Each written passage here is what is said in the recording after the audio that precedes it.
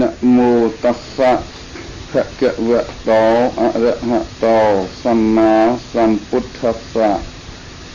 นะโมตัสสะภะคะวะโตอะระหะโตสัมมาสัมพุทธัสสะ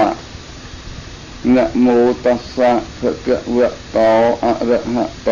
สัมมาสัมพุทธัสสะថ្ងៃនេះជាថ្ងៃច័ន្ទ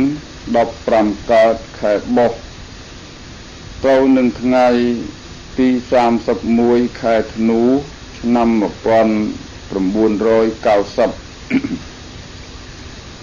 ថ្ងៃនេះត្រូវជាថ្ងៃឧបោសថសីលដែលលោកអ្នកសប្បុរសពុទ្ធបរិស័ទវត្តពោធិវង្សប្រទេសបារាំងបានអញ្ជើញមកធ្វើទានរក្សាសិលនិងស្ដាប់ធម៌ទេសនាតាមសេចក្តីជ្រះថ្លាថ្ងៃនេះអាត្មានឹងដកស្រង់យកពាក្យពានប្រដៅរបស់ព្រះសម្មាសម្ពុទ្ធជាអម្ចាស់ខ្លះដែលមាននៅក្នុងគម្ពីរសុត្តន្តបិដកទីខនិកាយបាដិកវៈបត្រៃបិដកខ្មែរយើងភាគ19ទំព័រ63ធម៌ទេសនាដែលយកមកសម្ដែងនេះមានឈ្មោះហៅថាសិង្គាលកសូត្រសិង្គាលកសូត្រព្រះសូត្រនេះពួកអ្នកអឺរ៉ុបគេមានសេចក្តីជ្រះថ្លាច្រើនព្រោះគេយល់ថាប្រសូតនេះជាពាក្យពានប្រដៅដែលមានសម្ដែងជាប់តាក់ទងនឹងការរស់នៅរបស់មនុស្សនៅក្នុងផ្ទះក្នុងគ្រួសារនិងក្នុងសង្គមរបស់មនុស្ស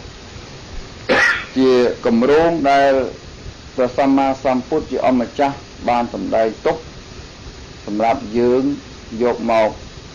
ពិចារណានិងបប្រតិបត្តិគឺជាគម្រោងល្អសម្រាប់សាងសេចក្តីសុខសេចក្តីចម្រើនដល់មនុស្សប៉ុន្តែនៅកន្លែងខ្លះសូម្បីតែយើងកាន់ពុទ្ធសាសនានឹងក៏ដោយក៏មានការចាប់អារម្មណ៍រឿងប្រសូតនឹងមិនទៅបានល្អប្រមាណទេគឺថាឃើញហើយក៏ដូចពងើយទៅមិនបានជាឲ្យតម្លៃអីច្រើនដូចជាគេនៅក្នុងប្រទេសអឺរ៉ុបទេនេះគ្រាន់តែជាជំរាបអំពីការចាប់អារម្មណ៍របស់យើងដែលបានរៀនសូត្ររឿងប្រសូតនេះឥឡូវថ្ងៃនេះអាត្មានឹងសម្ដែងខ្លះទេមិនទាន់អាចសម្ដែងបានទាំងអស់ទេគឺសម្ដែងខ្លះជូនទៅតាមលំដាប់ថ្ងៃសិលបើកាលណាសម្ដែងទៅហើយវាមិនចប់អានឹងនឹងសម្ដែងនៅសិលណាមួយទៀតតែមិនកំណត់ថាបន្ទាប់គ្នាអញ្ចឹងមិនកំណត់ទេដូច្នេះតាមអាត្មាប៉ាន់ស្មានទៅគឺប្រហែលជាមិនចប់ទេដែលយើងសម្ដែង1ម៉ោងមិនចប់ទេនឹងសម្ដែងខ្លះដើម្បីឲ្យបានជាគោលសម្រាប់យើងពិចារណានិងបប្រតិបត្តិនៅក្នុងប្រសូតនេះ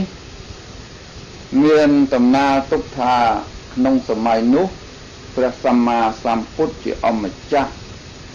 ព្រះអង្គគង់ក្នុងវត្តវេលវ័នជិតក្រុងរាជក្រឹសហើយមានព្រឹកមួយនោះព្រះទ្រង់យោជាអម្ចាស់ព្រះអង្គទ្រង់ស្ដេចនិមន្តទៅបិណ្ឌបាតធ្វើដំណើរទៅបានជួបនឹងកុលបុត្រម្នាក់ឈ្មោះសិង្គាលកៈហើយខ្មែរយើងច្រើននិយាយថាមេនុបប៉ុន្តែក្នុងបៃដកគេនិយាយពីកុលបុត្រឬក៏កហបតីបុត្រឈ្មោះសិង្គាលកៈហ្នឹងគាត់កំពុងតែថ្វាយបង្គំទិសទាំងឡាយគឺថ្វាយបង្គំទិសខាងកើត ថ្វាយបង្គំទិសខាងត្បូងថ្វាយបង្គំទិសខាងលិចថ្វាយបង្គំទិសខាងជើងថ្វាយបង្គំទិសខាងក្រោមថ្វាយបង្គំទិសខាងលើក៏ធ្វើតែអញ្ចឹងរាល់តែព្រឹកអញ្ចឹងទទួលថ្ងៃហ្នឹងព្រះលោកមន្តទៅបិណ្ឌបាតលោកជួបឃើញហេតុការណ៍អញ្ចឹងហើយលោកក៏ឈានចូលទៅចិត្តហើយលោកទ្រង់សួរថាមនាលកហបតីបុត្រណែឯងថ្វាយបង្គំអីហ្នឹងកហបតីបុត្រក្រាបទូលថាខ្ញុំកណាថ្វាយបង្គំទិសព្រះអង្គ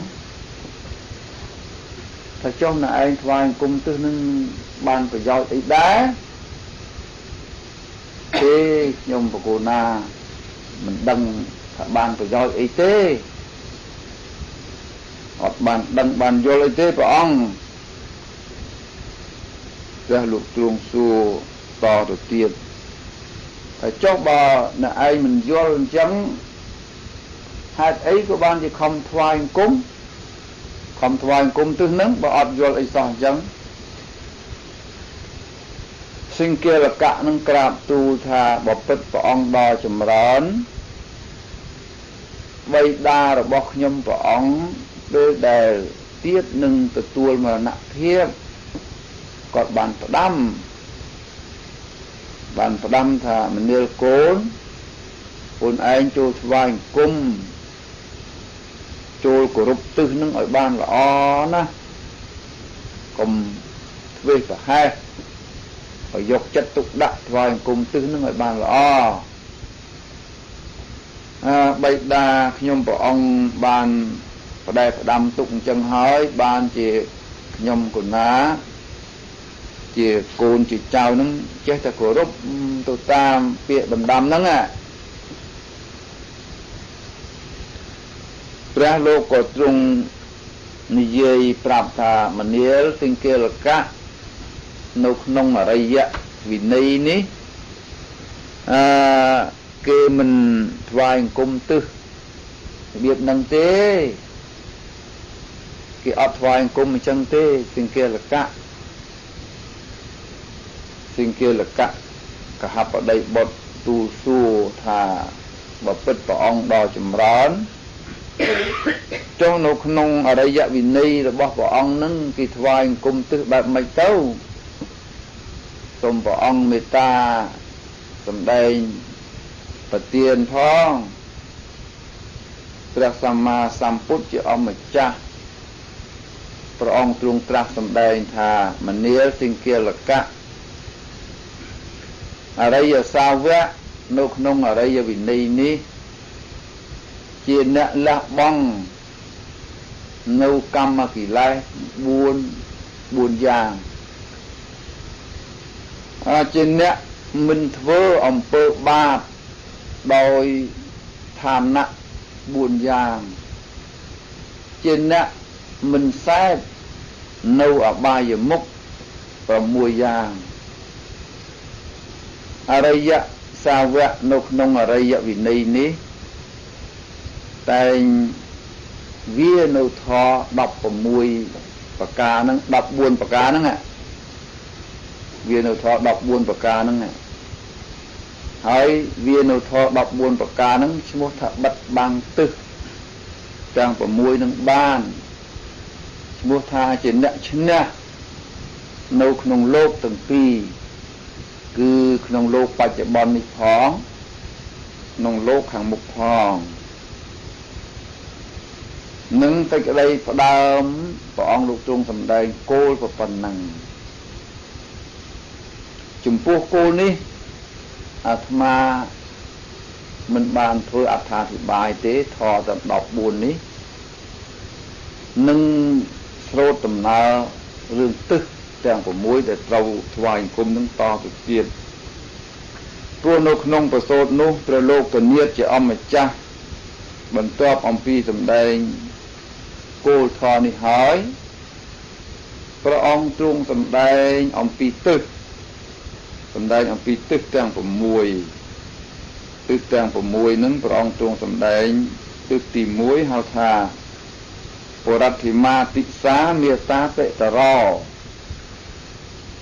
គឺទិសខាងមុខឬទិសខាងកើតទិសខាងកើតនឹងបានដល់មេត្តាបិតាទិសខាងកើតបល័យប្រើពាក្យថាបរតិមាទិសាចឹងក៏បានពុព្វាទិសាក៏បានទិសខាងកើតទិសខាងមុខទិសខាងកើតទិសខាងមុខហ្នឹងគឺបានដល់មេត្តាបិតាយើងគួរគិតគួរពិចារណាដែរហេតុអីក៏ព្រះលោកដាក់មេត្តាបិតាហ្នឹងនៅទិសខាងកើតមេត្តាបិតានៅទិសខាងមុខនេះយើងឃើញថាទិសខាងកើតហ្នឹងគឺវាកើតចឹងមែនវាកើតបើយើងនិយាយពីមនុស្សយើងដែលបានទទួលពន្លឺបានទទួលកម្ដៅអីហ្នឹងគឺបានមកពីទិសខាងកើតហ្នឹងកាលណាយើងមើលទៅទិសខាងកើតទៅយើងនឹងឃើញមានការកើតឡើងនៅពន្លឺដែលមនុស្សលោកយើងចង់បានហ្នឹងគឺពន្លឺថ្ងៃហ្នឹងបានកន្លែងហ្នឹងគេហៅថាទិសខាងកើតគឺវាកើតវារះឡើងនៃព្រះអាទិត្យហ្នឹងនឹងយើងនិយាយតាមសាមញ្ញរបស់មនុស្សយើងគឺអញ្ចឹងបើយើងនិយាយពីខ្លួនយើងដែលយើងកើតហ្នឹងគឺកើតអំពីមេត្តាបិតាហ្នឹងគ្មានមនុស្សយើងកើតមកពីណាទេ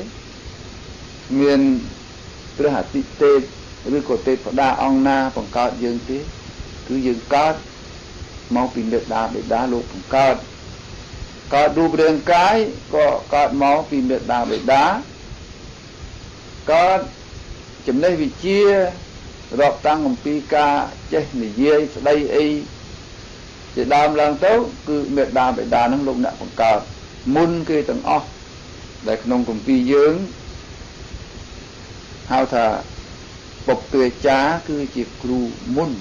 បង្រៀនមុនសូម្បីតែយើងទៅរៀននៅក្នុងសាលាបានចំណេះវិជ្ជាអំពីលោកគ្រូអ្នកគ្រូនឹងក៏មានមេត្តាបិតានឹងលោកជាអ្នកគិតគូរលោកជាអ្នកចាត់ចែងលោកជាអ្នកជួយទំនុកបំរុងគ្រប់មធ្យោបាយដែលលោកមានបានជាយើងមានចំណេះវិជ្ជានឹងមកអានេះកន្លែងដែលយើងកើតរូបរាងកាយកើតគំនិតបញ្ញាកើតសេចក្តីសុខសេចក្តីចម្រើនហ្នឹងគឺមានមេត្តាបិតាហ្នឹងជាដើមកើតហើយជាប្រភពធំហើយនឹងមានសេចក្តីអធិប្បាយច្រើនទៅទៀតលោកអ្នកតបរោះយកទៅពិចារណាទៅគាត់ថាជានៃខ្លីថាមកអំពីហេតុប៉ុណ្ណេះជាដើមហើយបានជាព្រះលោកដាក់ថាមេត្តាបិតាហ្នឹងជាទិសខាងកើតទិសខាងកើតទិសខាងមុខទិសដែលយើងមើលឃើញយើងត្រូវមើលឃើញមុនគេទិសខាងកើតហ្នឹងដែលយើងថាឲ្យគោរពទិសខាងកើតហ្នឹងមិនមែនឲ្យថ្វាយអង្គមទិសធម្មតាទេឲ្យយើងបប្រតិបត្តិខ្លួនយើងឲ្យបានល្អដែលព្រះអង្គលោកទ្រង់សម្ដែងថាយើងត្រូវគោរពទិសខាងកើតហ្នឹងដោយឋានៈ5យ៉ាងគឺខទី1ភតោនេសੰបរិសាមិយើងជាកូនប្រុសស្រីនឹងត្រូវចិញ្ចឹមមេត្តាបិតាចិញ្ចឹមរូបរាងកាយរបស់លោកដោយបាយទឹកនំចំណីសម្លៀកបំពាក់និងរបស់ប្រើប្រាស់ផ្សេងនឹងផងចិញ្ចឹមទឹកចិត្តរបស់លោកយាយាមបប្រតិបត្តិដើម្បីឲ្យលោកមានសេចក្តីសង្ឃឹមកក់ក្ដៅមានការសប្បាយរីករាយក្នុងចិត្តនឹងផងនឹងប្រការទី1ប្រការទី2កិច្ចੰនេសੰករិសាមិឲ្យយើងជួយធ្វើកិច្ចការលោកជួយលោកផងមិនចាំតែដល់ពេលណាលោកមានកិច្ចរវល់អីធំលោកបែកពីយើងទៅយើងទៅជួយធ្វើស្រែធ្វើចំការលោកនោះមិនមែនចាំទៅអញ្ចឹងទេជួយដល់តែថ្ងៃដល់តែពេលហ្នឹង ដែលយើងរស់នៅជាមួយលោកតាំងតែពីដឹងក្តីពេលណាមកដើម្បីយើងទៅរៀនក៏ដោយត្រឡប់មកទៅរៀនជួយលោកផងជួយដងទឹករកអស់បោះសម្រាមធ្វើកិច្ចការកតុកកប៉ុកយើងជួយលោកផងនឹងហៅថាកិច្ចការរបស់លោកជួយសម្រាលកម្លាំងលោកផងជួយសម្រាលបន្ទុកសម្រាលមុខចំណាយនឹងផងហើយកាលណាពេលក្រោយទៅបើលោកមានកិច្ចរវល់អីធំលោកចង់ធ្វើបន់ធ្វើទានអីជួយឈឺឆ្អាលធ្វើឲ្យលោកផងឬថាលោកបែកអំពីយើងទៅយើងក៏មានកូនមានចៅអីតទៅទៀតលោកនៅទៅលោកមានរវល់ទៅជួយលោកផងអានឹងហៅថា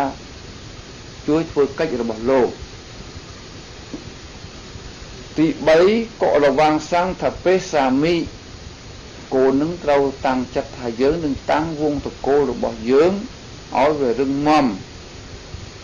បានសេចក្តីថាយើងជាកូនជាតពាំងស្នងអាស័យឥឡូវយើងកូនប្រុសស្រីនឹងត្រូវតែរួបរวมសាមគ្គីគ្នាស្រឡាញ់គ្នាអាណិតគ្នាចេះជួយគ្នាចេះយឹតយោងសណ្ដោងគ្នាកុំឲ្យយើងនឹងគឺថាចង់រស់តែឯងចង់មានតែឯងចង់បានតែឯងរវល់តែឆ្លោះរវល់ដណ្ដើមគ្នាអញ្ចឹង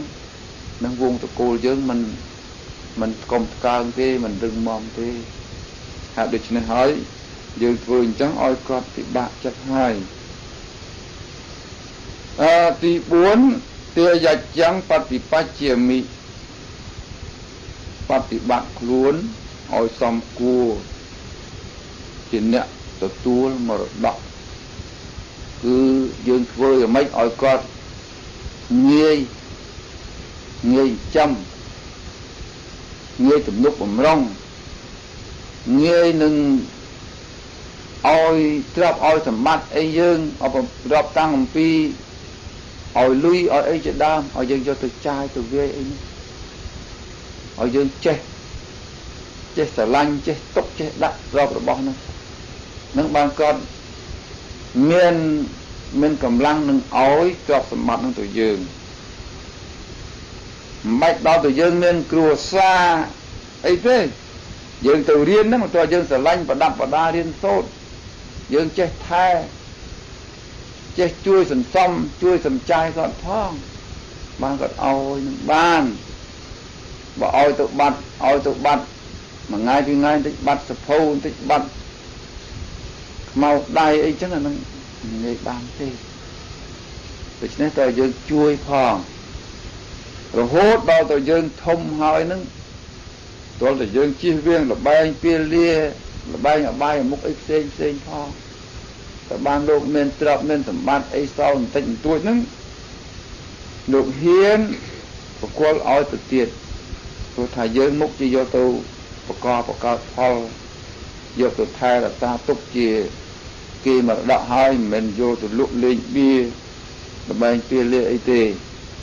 នឹងត្រូវបប្រតិបត្តិខ្លួនឲ្យល្អអញ្ចឹងខទី5ពេតានੰកាលកតានੰតកិនੰអនុបទស្សសាមិបើមេដាបេដាលោកធ្វើកាលកិរិយាទៅហើយយើងធ្វើបុណ្យធ្វើទានឧទ្ទិសចំណែកបុណ្យចំណែកកុសលអីជូនទៅលោកតាមកាលដ៏សមគួរទៅមិនបានកំណត់អីដាច់ណាត់ទេលៃលោកទៅពេលណាគួរធ្វើបានក៏ធ្វើទៅតាមកម្លាំងតាមលទ្ធភាពរបស់យើងនឹងការដែលយើងថ្វាយអង្គមទឹះនឹងយើងថ្វាយអង្គមអញ្ចឹងថ្វាយអង្គមអញ្ចឹងទេមិនមែនទៅថ្វាយអង្គមទឹះខាងលិចខាងកើតធម្មតាទេព្រោះទឹះខាងកើតហ្នឹងគឺមេដាបេដាគោរពតាមធម៌ទៅឈ្មោះថាថ្វាយអង្គមទឹះហើយចំណែកខាងមេដាបេដាហ្នឹងក៏មិនមែននៅអង្គុយស្ងៀមចាំគេថ្វាយអង្គមនោះទេគឺយើងត្រូវតែធ្វើសេចក្តីល្អដែរហើយតាមធម្មតាយើងធ្វើមកយើងហើយមិនបាច់អ្នកណាទៅទឿនទេយើងធ្វើប៉ុន្តែលោកអ្នកចេះដឹងទៅលោកធ្វើបានច្រើនទៅលោកអ្នកដែលមិនទៅយកចិត្តទុកដាក់ជួនកាលក៏ធ្វើមិនទៅបានសពចឹងដែរ បានជាព្រះអង្គលោកទ្រង់សម្ដែងថាមេត្តាបិតាដែលជាទិសខាងកើតនឹងត្រូវអនុគ្រោះកូនដោយឋានៈ5យ៉ាងគឺ1បាបានិវេរិន្តិត្រូវហាម5កូនកុំឲ្យធ្វើអំពើអាក្រក់កុំឲ្យធ្វើអំពើអាក្រក់ហើយមេត្តាបិតាខ្លះនឹកថាអាក្រក់នឹងហាមមិនឲ្យសម្លាប់សត្វមិនឲ្យលួចទ្រព្យគេមិនឲ្យខុសប្រពៃណីគេជាដើមនឹកឃើញរឿងសិល5ឯណោះហើយយើងនឹកឃើញអញ្ចឹងក៏មិនមែនខុសទេប៉ុន្តែពាក្យថាហាមមិនឲ្យធ្វើអំពើអាក្រក់នេះគឺសូម្បីតែរឿងកប៉ិតកប៉ុកអីហ្នឹងតូចតាចអីហ្នឹងដែលនាំឲ្យកើតទុក្ខកើតលំបាកហ្នឹងក៏ត្រូវតែហាមដែរឃើញកូនធ្វើអីមិនស្រួលដែលអាចនឹងមានផលមានវិបាកមកជាសេចក្តីទុក្ខសេចក្តីលំបាកហ្នឹងនឹងរាប់ថាបាបហើយកុំឲ្យធ្វើហាមទៅកុំចេះតែបូនមាត់បាត់ដុំដៃចូលជើងអីកូនធ្វើខុសឆ្គងហ្នឹងអត់បានទេនឹងមានមេត្តាបិតាខ្លះជួនកាលក៏ឃើញខុសក៏ប្រងើយទៅមិនបដៅមិនណែនាំអញ្ចឹងក៏មានជួនកាលក៏ដូចឲ្យកម្លាំងចិត្តដល់កូននេះធ្វើខុសនោះក៏មានដែរបណ្ឌភាពនោះមានតិចទេទី2កល្យានេនិវេសេនតិគឺរកមធ្យោបាយណែនាំកូនយ៉ាងម៉េចដើម្បីឲ្យធ្វើសេចក្តីល្អបង្ហាត់បង្រៀនកូនឲ្យធ្វើតែល្អរឿងណាល្អសុខសប្បាយចម្រុងចម្រើននឹងមេត្តាបិតានឹងណែនាំក្នុងរឿងហ្នឹងទី3សបញ្ញសិក្ខាបេនតិគឺបង្រៀនកូនឲ្យចេះសប្បៈចេះចំណេះវិជ្ជាផ្សេងតាមដែលយើងលៃលកទៅកើតទី4បដិរូបេណៈទេរេណៈសញ្ញោចិន្តិកូននឹងអស់ពេលវេលារៀនសូត្រហើយវ័យក៏ធំហើយល្មមមានគ្រួសារមានប្រពន្ធមានប្តីហើយមេត្តាបិតានឹងក៏ត្រូវគិតគូរលៃលកមើលឲ្យផងតែយើងរៀបគ្រួសារឲ្យលុះណាតែគ្នាចប់ការរៀនសូត្រហើយនេះអស់ការរៀនសូត្រហើយអានឹងបានយើងគិតគូររឿងហ្នឹងហើយដូចគ្នាកំពុងចង់រៀនជួនកាលមេត្តាបិតាខ្លះ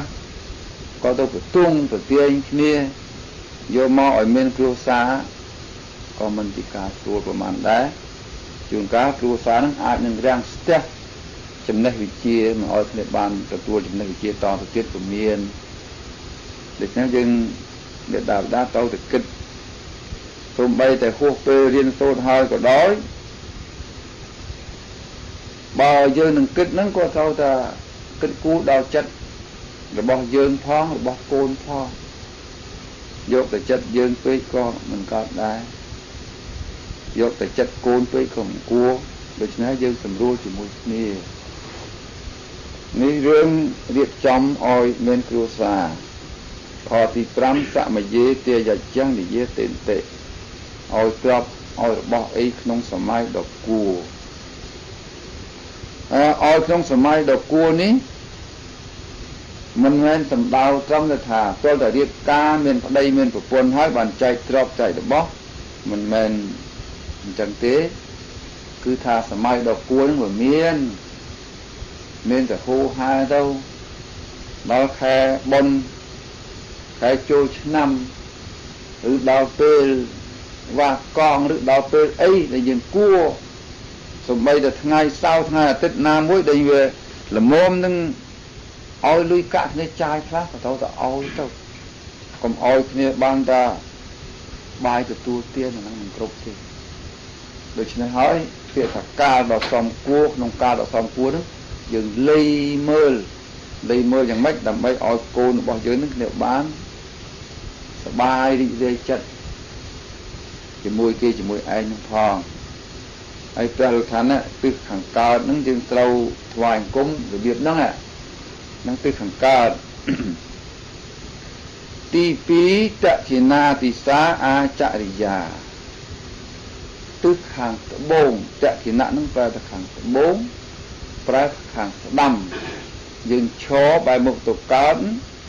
ខាងត្បូងនឹងខាងស្ដាំហើយយើងប្រែថាខាងត្បូងក៏បានប្រែថាខាងស្ដាំក៏បានលោកគ្រូទៅបីគ្រូឧបជាក្តីលោកគ្រូអ្នកគ្រូសាស្ត្រាចារ្យក្តីគឺថាជាគ្រូដូចគ្នាប៉ុន្តែមួយគ្រូខាងប្រសំមួយគ្រូខាងប្រសក់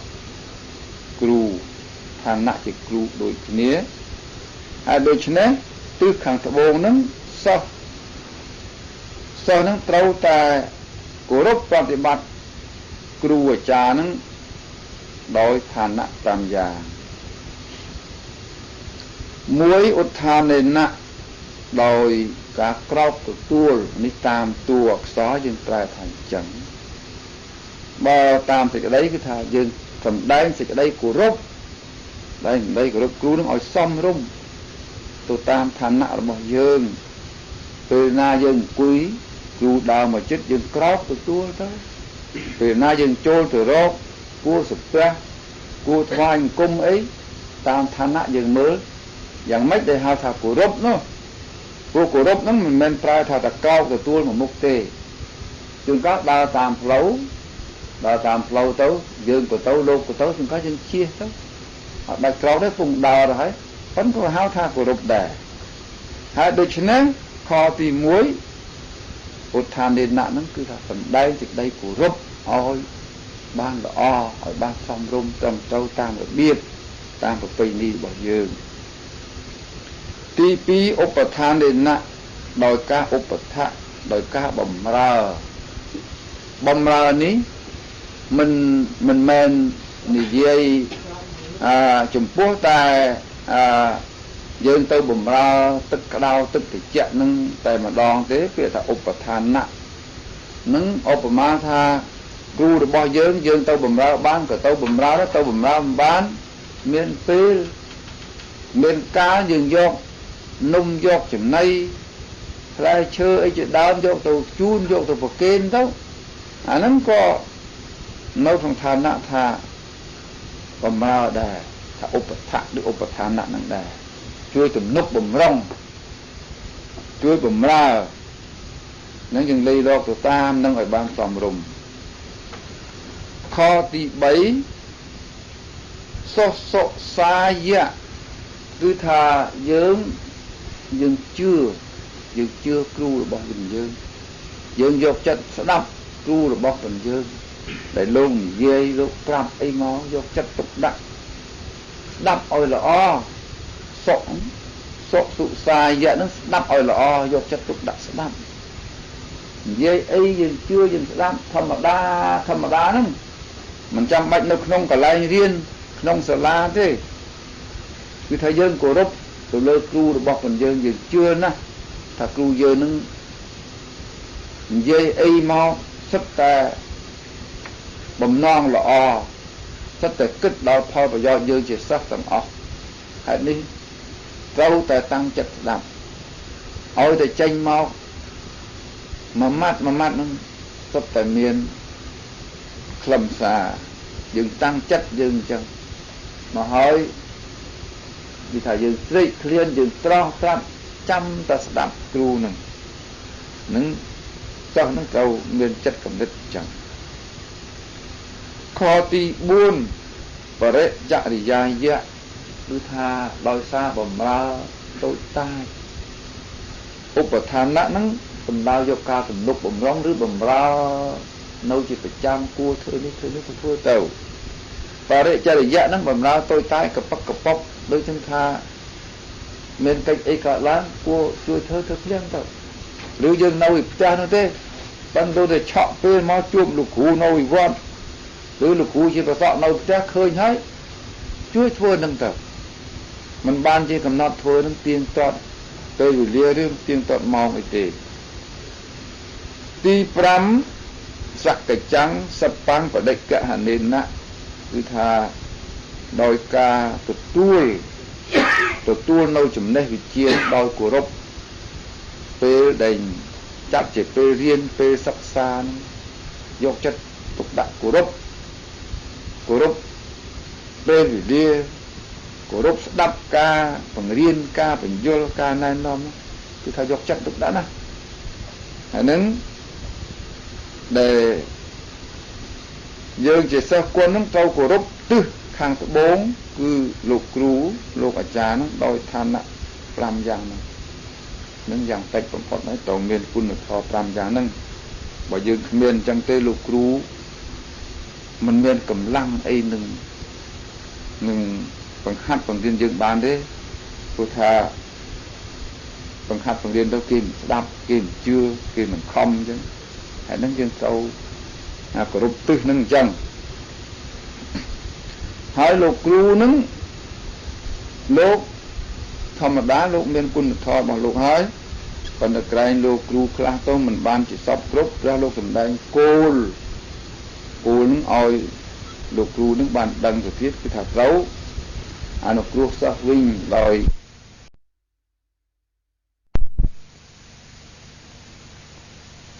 ត្រូវអនុគ្រោះសិស្សដោយឋានៈ5យ៉ាងគឺ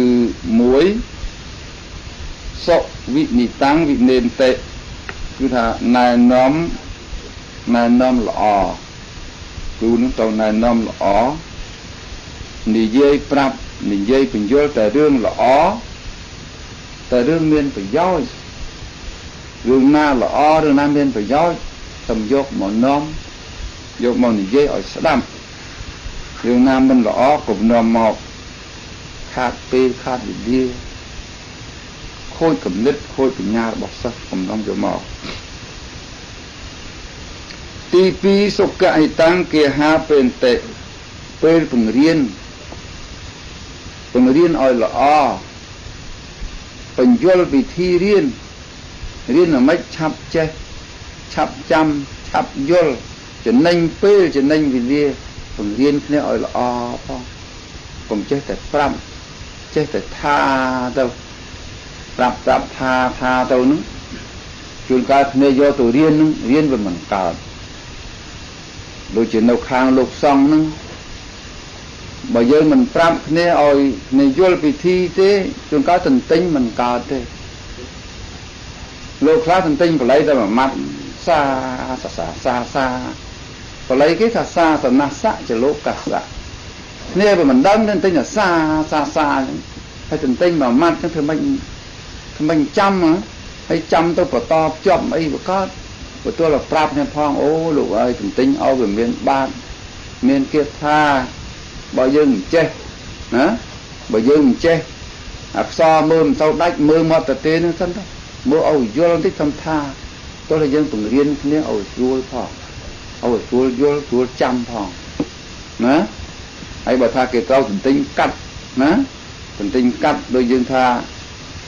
ទន្ទិញបល័យអញ្ចឹងគេថាអិស្វាសអញ្ចឹងណានឹងគេថាអតិពិសោស្វាខាតោសបដិបណ្ណោអញ្ចឹងហើយវាមិនមែនតែអិស្វាសទេវាមានទៅច្រើនទៀតគោលនៅក្នុងធម៌ហ្នឹងទោះតែយើងបញ្យល់គ្នាផងឲ្យគ្នារៀនមិនឲ្យគ្នាយល់ឲ្យឆាប់ចាំខទី3សពសិពេសោតាំងសមខាយិណោគឺថាជាអ្នកប្រាប់សិស្សនឹងគ្រប់វិជ្ជាដែលយើងចេះ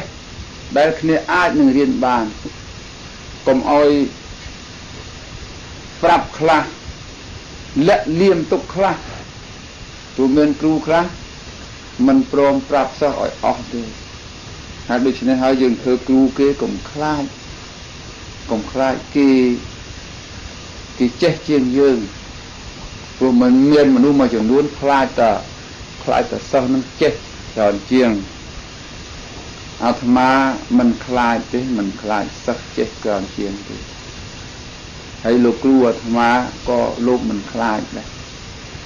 លោកតែនិយាយប្រាប់អញ្ចឹងលោកថាឲ្យសិស្សនឹងចេះជាងគ្រូបានប្រកែសិស្សនឹងចេះជាងគ្រូបានប្រកែយើងត្រូវតែជួយធ្វើម៉េចឲ្យគេចេះជាងយើងបានប្រកែហើយចាំបើយើងធ្វើឲ្យសិស្សតិចជាងយើង គ្រូមួយធ្វើឲ្យសិស្សតិចបន្តិចទៅយើងទៅធ្វើគ្រូគេទៅបន្ថយចំណេះហ្នឹងឲ្យសិស្សចេះតិចជាងយើងបន្តិចទៅធ្វើមិនទៅហ៎มันប្រមាណដំណរទេអស់ហើយចំណេះវិជ្ជាហ្នឹងហេតុហ្នឹងកុំគិតអញ្ចឹងត្រូវគិតថាធ្វើម៉េចឲ្យសិស្សហ្នឹងចេះឲ្យលើសយើងហ្នឹងត្រូវគិតអញ្ចឹងបានមិនមែនគេចេះលើសយើងនោះគេសម្លាប់យើងគេអីចឹងទេមកពីយើងវាមិនកើតដែរនោះបានតែអញ្ចឹងបានថាគ្រូនឹងត្រូវបង្រៀនគេឲ្យអស់បើគេយកមិនអស់ធ្វើម៉េចគេបញ្ញាតិចរឿងរបស់គេហើយព្រះយើងលោកប្រាប់ហើយមនាលអនន្តតថាគតគ្មានលក្ខទុកអីទេគ្មានលក្ខទុកអីទេធម៌វិន័យសម្ដែងឲ្យទាំងអស់មានតោទេខទី4មិត្តាមច្ចេសុបដិវេតេនតិគ្រូនឹងត្រូវលើកតម្កើងសិស្សនឹងក្នុងទីប្រជុំផងទីប្រជុំបាសកបាសិកាមិត្តអាមាត្យនឹងលើកតម្កើងផងកុំអោយអ្នកធ្វើការហត់ស្ងប់មិនដែលលឺនិយាយសរសើរនិយាយអីគ្នាសោះត្រូវមានការសរសើរគ្នាខ្លះអ្នកណាមានបញ្ញាច្រើនយើងសរសើររឿងបញ្ញាទៅអូសិស្សនេះមានគំនិតបញ្ញាវាងវៃណាឆាប់ចេះឆាប់យល់ណាគ្នាមិនទៅបញ្ញាប៉ុន្តែអាសាធ្វើការធ្វើងារហើយតែនេះអាសាធ្វើការធ្វើងារយកចិត្តទុកដាក់ជួយទុកជួយដាក់អីអូនេះមានកម្លាំងច្រើនជួយលីជួយសែងអីយើងរកចំណុចណាសរសើរគ្នាផងមិនទៅបញ្ញាមែនប៉ុន្តែឧស្សាហ៍មិនទៅបញ្ញាមែនប៉ុន្តែស្លូតដូច្នេះយើងរកកន្លែងល្អរបស់សិស្សនឹងឲ្យឃើញហើយសរសើរផងសរសើរទៅតាមសេចក្តីពិតហ្នឹងមិនមែនសរសើរលើសទេហើយនឹងត្រូវចេះលើកទឹកចិត្តគ្នាអញ្ចឹងផងទី5តិសាសៈបរិត្តានង្ករនតិគឺថាឲ្យគ្នាមានទីពឹងផងណាសិស្សគុណដែលមកនៅជាមួយយើងក្តីមកតាក់ទងជាមួយយើងក្តីយើងឲ្យទីពឹងមិនមែនឲ្យតែចំណេះវិជ្ជាទេគ្នាមានទុកមានធរៈឈឺស្កាត់អីណាគួរជួយជាឆ្នាំជាសកលឬក៏ជួយផ្ដល់ជាមធ្យោបាយទៅនេះទៅនោះអីយើងជួយគ្នាផងឬគ្នាមានរឿងមានរ៉ាវកើតឡើងយើងអាចជួយដោះស្រាយគ្នាបានសមស្របតាមនាទីយើងជួយប្រាប់ជួយបញ្យល់ជួយណែនាំគ្នានឹងធ្វើម៉េចឲ្យគ្នាមានការសង្ឃឹមកក់ក្ដៅមកលើយើងបាននឹងខ្លះផងអាហ្នឹងលោកគ្រូអាចារ្យហ្នឹងក៏ទៅធ្វើអញ្ចឹងអាហ្នឹងទិសខាងត្បូងទី3បច្ឆិមាទិសាភរិយាទិសខាងក្រោយបច្ឆិមឬទិសខាងលិចខាងក្រោយឬខាងលិចហ្នឹងគឺភរិយាហ្នឹងបើយើងជាប្រុសប៉ុន្តែបើយើងជាស្រីទិសខាងក្រោយហ្នឹងគឺប្តីខ្ញុំសូមឲ្យចំណាំអញ្ចឹងមិនខាងក្រោយហ្នឹងបានតែភរិយាទេប្តីហ្នឹងនៅទិសខាងក្រោយមេត្តាបិតាទិសខាងមុខនឹងកុំឲ្យច្រឡំទិសខាងក្រោយគឺភរិយាហ្នឹង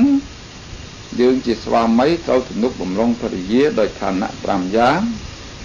គឺសមានណាយៈទី1សមានណាយៈរាប់អានលើកតម្កើងភរិយាណាអាហ្នឹងជាភរិយាខ្ញុំណាជាប្រពន្ធរបស់ខ្ញុំណាកុំអោយប្រពន្ធហើយមិនព្រមរាប់មិនព្រមលើកតម្កើងនេះជាប្រពន្ធណាដោយឯងនឹងមានប្រពន្ធឯណាទៅទៀតនឹងអត់កើតទេគឺនឹងហើយប្រពន្ធខ្ញុំជាគូក្រងរបស់ខ្ញុំទោះបីនៅផ្ទះក្តីក្នុងចំពោះមុខមិត្តភក្តិកដាលទីប្រជុំណាក្តីគឺថាយើងរាប់អានប្រពន្ធរបស់យើងឲ្យតម្លៃគេនឹងជាប្រពន្ធរបស់យើងអវិមាននាយៈគឺមិនមើលងាយគេខទី2មិនមើលងាយគេទេ men thấy quân nhóm nè nó cò đó côn đã cò cao thằng lanh cái khơi kia là ó kia đã cò thằng lanh cái thì do bao kia mó thằng tăng kia mó khơi kia rút lõ cái kia là ngôn thanh tuổi ban viên thôn vẫn thằng cầm đứt nhà cái men đá trong ban cái từ do mò đào ban thì mà nói chỉ mười luôn nó tăng 10 nghề rồi lùng oi 10 nghề thế oi 10 nghề thế còn 10 nghề kia cái kia chỉ phải quân mà dương dương thì lanh cái hết rập an cái còn 10 nghề anh được ngung anh cro phút thọ phút tiếp ấy rồi lùng oi thôi chẳng nghề anh nặng tệ chạy đi dài dạ kho thì bày cứ mình oi bọt chật của quân thứ nè mình oi bọt thứ kho thì 4 ấy dạ vô sự kiến á oi đo nê ti chỉ thông nấu nông teh nâng oi của quân oi kia mưa thì chặt chay thì thưa ca nghe ấy oi kia tấu xạ kia lô mưa tấu thì thưa mệt teh oi thì thông dừng vô cái mò thưa chỉ của quân chỉ mê cua xa chỉ môi dương hay dương mình prom oi kia nâng lên tại đây thiếp nông ca viết trong cho sập bài mưa ca có câu ấy xóa nó có một cái này oi cái thứ đó một cái nam ca tâm kích cú tâm chui nên chỉ rồi kho ti pram alankara nu patien nên na cứ oiเครื่อง อลังการ oi សម្លៀកបំពាក់ គ្រឿង ប្រដាប់តុបតែង របស់ ស្ត្រី នឹង oi បាន សមរម្យ ផង ព្រោះ ថា ធម្មតា ស្ត្រី ជា ទូទៅ ចូល ចិត្ត គ្រឿង សម្លៀកបំពាក់ ល្អ ល្អ បំ បាន លើស គេ ក៏ ប្រហែល ច្រឡំ គេ ច្រឡំ ឯង ដូច្នេះ ហើយ ជួន កាល គ្នា មិន ហ៊ាន មានប្រាប់ថាចង់បានទេដោយសារគ្រួសារយើងវាខ្វះខាតប៉ុន្តែយើងជាប្តីនឹងបើអាចជួយសម្រួលបានអាចដោះស្រាយបានអានឹងជួយទិញឲ្យខ្លះទៅមិនច្រើនពេកក៏ល្មមគេឯងទៅកុំចាំបាច់គេទៀមទាហើយចំណែកភរិយាកាលណាបើយើងមានប្តីហើយហ្នឹងក៏មិនមែនថាចាំតែទទួលការសង្គ្រោះពីប្តីទេយើងក៏មាននាទីជួយសង្គ្រោះប្តីនឹងវិញដែរដោយឋានៈ5យ៉ាងគឺ1សុសង្វិហិតកម្មន្តាចាត់ចែងការងារល្អឥឡូវប្តីគេប្រគល់ឋានៈជាធំឲ្យយើងហើយយើងចាត់ចែងការល្អណាអ្នកនេះធ្វើនោះណាអ្នកនោះធ្វើនេះកូនតូចកូនធំប្តីប្រពន្ធអីយើងចាត់របៀបការងាររបៀបរស់នៅក្នុងផ្ទះរបស់យើងល្អយើងប្រសពហ្មងខទី2សុសង្កហិតបរិជ្ជនីយើងសង្គ្រោះញាតិយើងទទួលភ្ញៀវបានល្អដែលជាញាតិខាងប្តីក្តីញាតិខាងប្រពន្ធក្តីគេមកតាក់ទងយើងអ្នកចិត្តខាងក្តីឬភ្ញៀវរបស់ស្វាមីដែលគេមកដល់កន្លែងយើងហើយគឺរឿងនឹងយើងនឹងជាអ្នកប៉ិនប្រសពក្នុងការទទួលភ្ញៀវណាភ្ញៀវណាមកដល់ផ្ទះយើងហើយបានតែក្តីរីករាយសប្បាយមិនចង្អៀតចង្អល់ចិត្តទេកុំឲ្យឃើញគេចូលផ្ទះហើយមិនចេះទទួលភ្ញៀវអាហ្នឹងក៏មិនត្រូវដែរឬទទួលបានតែភ្ញៀវខាងខ្លួនឯងបានតែម្ដាយខ្លួនឯងញាតិខ្លួនឯងម្ដាយខាងប្តីមកបែបបង្ងើយរកតែនៅផ្ទះគេបានយូរថ្ងៃបន្តិចក៏មិនចង់ហ៊ាននៅផងហ្នឹងមិនត្រូវទេគឺត្រូវតែសង្គ្រោះត្រូវតែទទួលភ្ញៀវនឹងឲ្យបានល្អទី3អនតិចារិនីភរិយានឹងមិនត្រូវក្បត់ចិត្តប្តីទេទី4សម្ផត្តតាំងអនុរក្ខតិគេឲ្យយើងធ្វើធំអ្នកចាត់ចែងហើយទ្រព្យសម្បត្តិដែលគេប្រគល់ឲ្យទាំងប្រមាណចាត់ចែងទុកដាក់ឲ្យគង់វង្សឲ្យមានរបៀប mình men con để tục cuông thế tục miên được biết tục nghe đằng thà là bao năng bắt là bao năng cuồng tục nghe dọc pra đằng thà là bao ní nấu cả lại ní mà đông từ ní tục ní nọ ti từ nút tục nút hay nứng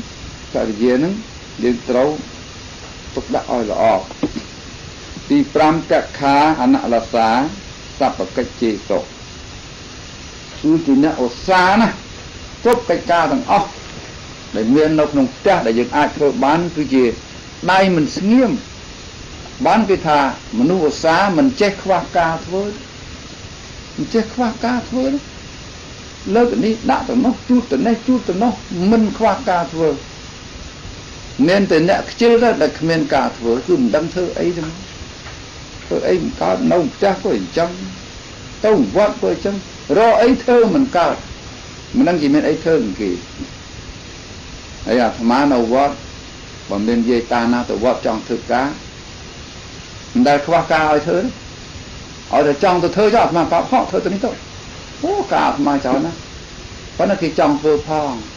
và kia mình trong có mình hiện của không cái đây lực lên tại bên bon ấy thì trâu răng prang rồi ban tha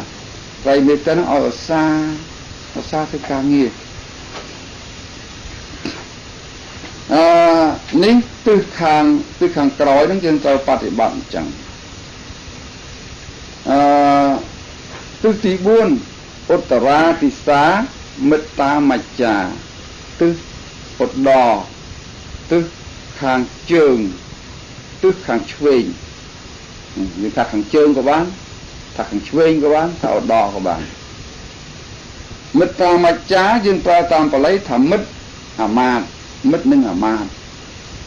tù bên à mạt đánh còn bây giờ dây thì lấy nó thả mít phần lanh phao mà rẽ ấy nâng nó nấu tức hàng chương nấu tức hàng chuyên nuôi dưỡng luôn nấu tại anh cả tế đầu miền mít miền phần lành được chứ nè có bay bắt thì bắt ở ban lõ trong phương mít phần lành nâng phò đây là thà tàu bắt thì bắt để thà nạ pram giáng cứ muối tiến lên nạ tàu ôi tàu miền ôi tàu miền cá ôi nước phong cứ ôi chúng ta mít sầm lanh nó sẽ các bạn đã quá ôi thôi ôi cho ôi sầm mặt thôi cá ôi nó ai những ban mít may từ tiền được thật chạy đang mít tá đi cần thật tệ cá ôi nó ai cho mít bán chỉ mình lượng nặng sập vào đó tha cu ôi khó đó nè cu ôi ở mít thôi cu ôi kia sầm đây thì vô trap thôi mình đuôi mình cạn mình cho bóc ôi nha ra thôi mới được tam nâng còn ôi được thò là hốt bàn để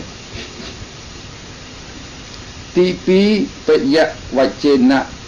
ra phía tầm đây thì ruột em là hai mít tầm lanh nâng bởi dương dây trong trang phê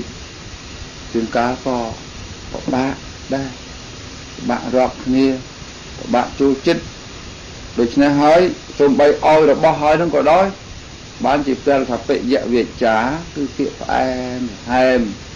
tụi bay mình nhanh tê mình lo tê mình tròn tê cái đó ôi thì chuyện thằng đây nó em và hai nó đôi chỉ nhanh nè thôi thì bay ắt thạ chạy đi già dọc luôn ai nhưng thôi phải do chuột mịn phạ chui thôi phải do chui lớp chui đặt chui tha chui nằm ấy đâu cứ tha ôi ta men cách ấy để thôi chỉ phải do ôi thì bán chui thì mà thôi ta phải do ôi thì mà nâng tí 3 tí 4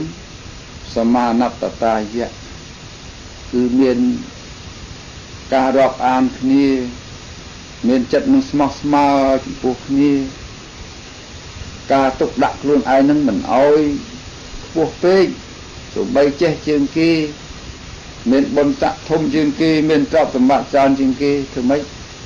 rọc an thì mất lanh thì đau mau thì mùi kia tụi bay mấy còn nấu ta rọc chân phần đây là mô còn ôi nè khai nên mình hiên tụi có bài sọ nâng bàn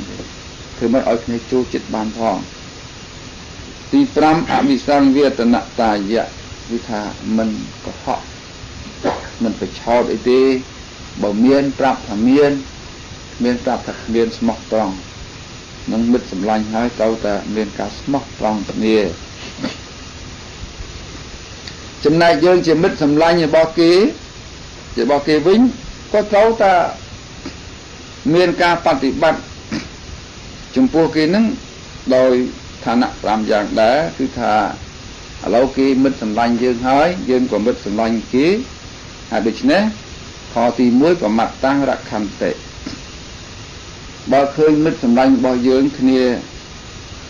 ប្រមាទគ្នាប្រហែសធ្វេសអ្នកដើរទៅតំណងខុសឆ្គងយើងជួយប្រាប់នោះផងក៏មិត្តសម្លាញ់ដើរខុសចេះតែចេះតែបដោយមិនបានទេទៅជួយប្រាប់ទី2ប្រមត្តសៈសាបត្តិយ៉ាងរខន្តិជួយរក្សាទ្រព្យសម្បត្តិរបស់មិត្តដែលគ្នាប្រមាទគ្នាប្រហែសធ្វេសគ្នាដើរខុសឃើញគ្នាទុកចោលខូចខាតក៏មិនជួយប្រាប់មិនជួយថែរក្សាមិនយកឲ្យគ្នាផងឃើញគ្នាដើរទៅក្នុងផ្លូវខុសនាំឲ្យវិនាសទ្រព្យសម្បត្តិទៅថ្ងៃមុខថ្ងៃអនាគតក៏មិនជួយរំលឹកមិនជួយប្រាប់ទុកឲ្យគ្នាដើរស្ទល់តែវិនាសនឹងមិនមែនជាមិត្តល្អទេខទី3ភីតសៈសរណង្ហន្តិកាលណាដែលគ្មានគ្នាមានទុកមានព្រួយមានឈឺមានស្កាត់ឲ្យយើងនឹងជាទីពឹងរបស់គ្នាផងគ្រាន់ទៅអើតទៅមើលឲ្យគ្នាមានសង្ឃឹមមានកក់ក្ដៅថាមានញាតិមានមិត្តជួយខ្លះផងទី4អាបតិសុណវិជ្ជហន្តិក្នុងពេលដែលមានទុក្ខមានអន្តរាយមានគ្រោះមានថ្នាក់ឬក៏សេចក្តីស្លាប់មកដល់មិនលះគ្នាចោលទេគឺថាជួយតាំងតែពីមានភ័យតាំងតែពីទីស្កាត់រហូតដល់ទៅស្លាប់ហ្នឹងក៏នៅតែទៅជួយគ្នាទៀតគឺមិនរត់ចោលទេអូឯងស្លាប់ហើយអញលែងពឹងបានហើយបើអញ្ចឹងអញអត់ទៅអត់ទេអាហ្នឹងមិនមែនអញ្ចឹងទេគឺថានៅតែរាប់អញ្ចឹងទី5អបរៈបច្ចੰបេសៈបដិពោជេនតិបើថាជាមិត្តសម្លាញ់គ្នាហើយមិនរាប់អានចំពោះតែមិត្តមួយទេរាប់អានទៅមេត្តាបិតារបស់មិត្តនោះទៀតទៅបងប្អូនទៅញាតិរបស់មិត្តនោះទៀតគឺតែយើងរាប់ហើយរាប់រហូតអញ្ចឹងមិនស្គាល់គ្នាត្រឹមតែពួកម៉ាក់ប៉ុណ្ណឹងទេម៉ែឪរបស់ពួកម៉ាក់បងប្អូនរបស់ពួកម៉ាក់នោះក៏យើងរាប់យើងឲ្យតម្លៃគួរសមទៅតាមនឹងតែថាទិសខាងជើងនឹងត្រូវបិទទិសនឹងអញ្ចឹងទី5ហេតិមាទិសាទេសកម្មការាទិសខាងក្រោមគឺទេសៈខ្ញុំកំដរឬកម្មករអ្នកធ្វើការកម្មករគ្នានៅខាងក្រោមយើងមានទ្រព្យសម្បត្តិតិចជាងយើងមានចំណេះវិជ្ជាតិចជាងយើងហើយនឹងឈ្មោះថាអ្នកនៅក្រោមយើងហើយអ្នកនៅខាងក្រោមយើងដែលយើងនៅពីលើគេអញ្ចឹងក៏បីទំនុកបំរុងគេដោយឋានៈ5យ៉ាងដែរប្រថាយថាបលាំងកម្មន្តੰសង្ឃវិធានេនៈឲ្យធ្វើការងារនឹងតាមសំគួរដល់កម្លាំងស្រីធ្វើអីឲ្យអ្នកធ្វើនឹងទៅប្រុសតែគ្នាខ្សោយគួរធ្វើអីបានឲ្យធ្វើនឹងទៅខ្សោយមែនប៉ុន្តែគ្នាមានបញ្ញាមានចំណេះវិជ្ជាធ្វើអីកើតដាក់ឲ្យសមតាមការនឹងទៅអាហ្នឹងគេថាឲ្យការនឹងសមកម្លាំងដោយពាក្យខ្មែរយើងថាហុចម្រែកឲ្យមើលស្មាហើយមើលស្មាផងស្មានឹងរែករួចទេកុំចេះហុចតូនពាក្យចាស់យើងពីដើមគឺមានណាគេថាមនុស្សល្ងងកុំប្រើឲ្យធ្វើការមនុស្សមានបញ្ញាកុំប្រើឲ្យរែកពុនអ្នកខ្សោយមិនប៉ុន្មានបញ្ញាមិនព្រមឲ្យគ្នាធ្វើអាកន្លែងបញ្ញាទេឲ្យគ្នាធ្វើកន្លែងធ្ងន់គឺមិនកើតណាហើយគ្នា lưng muông ai từ xem ai kết cú cao thế hay năng dọc này tụi oi nó cả lại chấm thì thôi mình bán mình tham lưu lưng muông mình pra cá thế cũng tụi pra cả lại này mình che nó chứ hay không sớm mai coi máu tròn chăng cả miếng tạm miếng cụ tiên mà lúc đặt chẳng mắt ngơ khó tụm nó thơ ca thôi mình chừng lớn hay năng ban chụp ra thôi oi pra nó oi xăm tam cầm lang tam sớm mặt thiệt tí pi phát tạ về tận na nụ bát tiên nên nè oi chừng này ha oi fly chnul phát tạ nâng chừng này ha về tận na fly chnul oi xăm bà cao na tụi tiên ban đâu cả lại chứ chừng kết khu đó nè bà kết chụp ra chừng kết oi xăm tôi tam càng nghe là bỏ kỹ tí bay kỳ liên nụ bát than nên nè đôi tụm nụ bầm rong tê để chú thức cắt rồi chỉ cho ở lâu nó kì miên prạ tầm ra chú cắt hãy được nhìn thấy dương tàu kết cú đo đường nâng phong tí buôn ách chảy ra năng rasa năng sang vị thế kiên nặng ôi thì ban thực tua chùm này là há chức năng ở phần ma thà nông thế dương chấn cũng ôi như thực tua tiên tầm bal và hốc ra tập pê chấn ở mấy chức năng ra phong rồi dừng ôi lui ở tròn tức là mong thì ai hộp chức năng ban phong tí pram sạ mà dế vô sự kiên nặng ôi đo ở phía banสบายตามกาลกูเอาขณะบ้านชบสำระตามกาลกูโดยอย่างไงนั่งจังนะไงโจชนำไงดัชนำกาวซับจังเอาที่สำระท้องเอาที่บ้านลุยไอ้เป็นแทมครับท้องนะยังเอาที่บ้านจังแต่ยังเธอทมจังกี้เธอจะวายกี้